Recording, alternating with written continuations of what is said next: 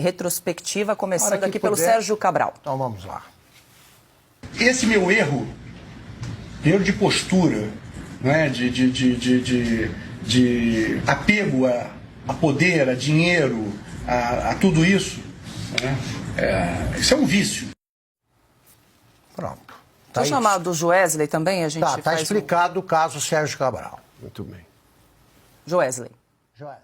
Duas fases. Teve a fase do presidente Lula, depois a fase do presidente Dilma. Na fase do presidente Lula, chegou acho que nos 80 milhões de dólares. Depois na Dilma chegou nos 70. Ou ao contrário, 70 na do Lula, 80 no da Dilma. Na mesma conta? Eu abri duas contas, tudo conta então, minha. Mas você já tinha quanto abriu especificamente para deixar o dinheiro do Guido lá? Eu chamava, eram umas continhas que não tinha pra gente nada lá. Sim. Eu que controlava e tal. Eu tinha uma, eu comecei a usar. Aí depois eu abri outra, foi quando a presidente Dilma ganhou. Produção preparada aqui, Augusto, temos Antônio Palocci. Maravilha. Agora, é bom destacar só o seguinte, são continhas, né? Continhas, 70 milhão, como ele fala, de dólares. De dólares. Mas é uma continha. A ladruagem operou nesse nível. Vamos lá. O presidente Lula também começou só olhando campanha. Já no fim do seu primeiro mandato, muita coisa pessoal ele tinha pedido para ele, em termos de dinheiro que eu pessoalmente levei e entreguei para ele. No fim do seu segundo mandato, aí ele preparou sua aposentadoria. Recebeu 300 milhões da Odebrecht numa conta corrente de disponibilidade, recebeu seu sítio, que foi feito, combinado para seu uso, o apartamento. É isso que a gente tem que fazer. A cada conversa fiada deles, a gente mostra declarações da própria quadrilha, de integrantes da quadrilha, dissidentes. Eles estão prontos, expliquem isso. Lembrando que eram delações que ocorriam sem coação, sem pressão, na presença de advogado, tudo gravado. Na primeira instância, ou seja, respeitando o direito de defesa do acusado. Duplo grau de jurisdição. Isso, e claro que eles falaram ali, eles tinham que provar mais evidências. Além da declaração, eles tinham que dar outras provas, senão não recebia o benefício da colaboração ou delação premiada.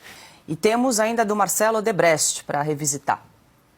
Esse fechamento aqui, do amigo de meu pai, quando eu falo, vocês fecharam com o amigo do amigo de meu pai, eu não estou dizendo que eles fecharam diretamente com o Toffoli. Aqui tem o Sérgio, que era com quem eles fechavam o valor do orçamento. O que a gente entendia é que ao estar fechando com o Sérgio, ele está cuidando do assunto.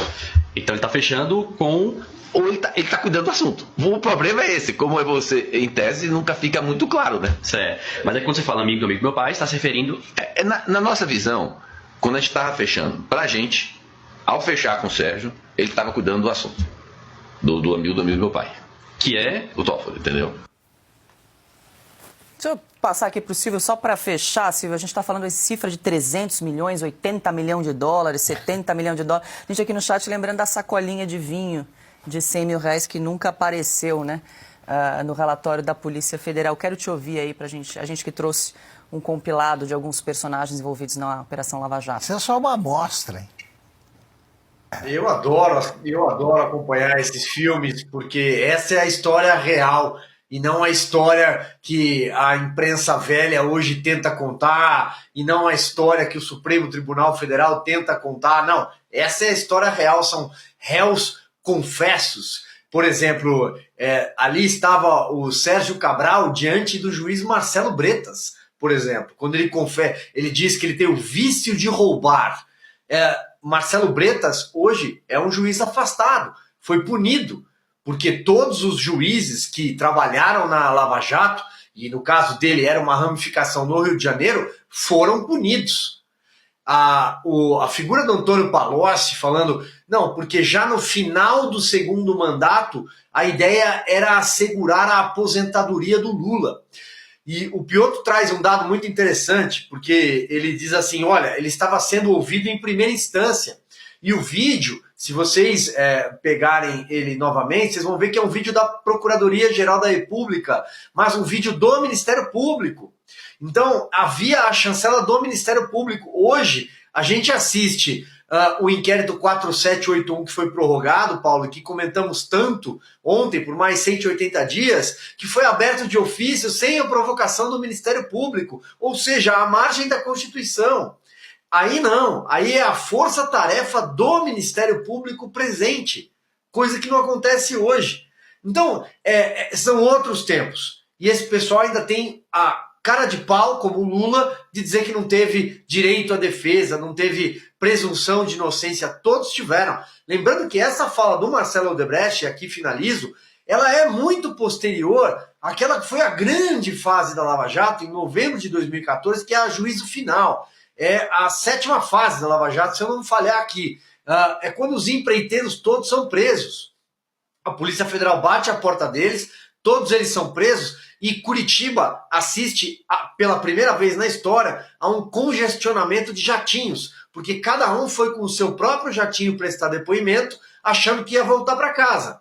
E todos ficaram lá. E aí as esposas que foram acompanhar, foram ao shopping enquanto eles estavam prestando depoimento, e entenderam que eles estavam presos, e voltaram com travesseiro com pena de ganso, chocolate belga, e aí essa cena é inclusive descrita com perfeição num filme, Polícia Federal, a lei é para todos. Mas acho que tudo isso é passado, né? O Brasil não viveu nada disso, segundo o Supremo Tribunal Federal.